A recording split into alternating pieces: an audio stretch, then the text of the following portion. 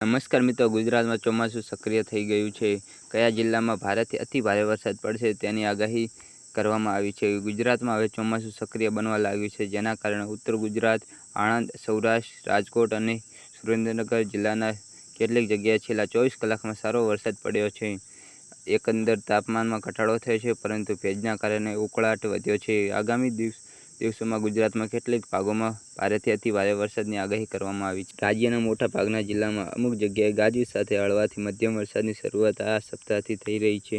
તાજેતરના અહેવાલ પ્રમાણે ભાવનગર જિલ્લાના પાલિતાણામાં અચાનક વાતાવરણમાં પલટો આવતા વરસાદી માહોલ સર્જાયો છે. પાલિતાણા શહેર આજુબાજુ ગ્રામ્ય વિસ્તારમાં વરસાદી ઝાપટું પડી ગયું છે.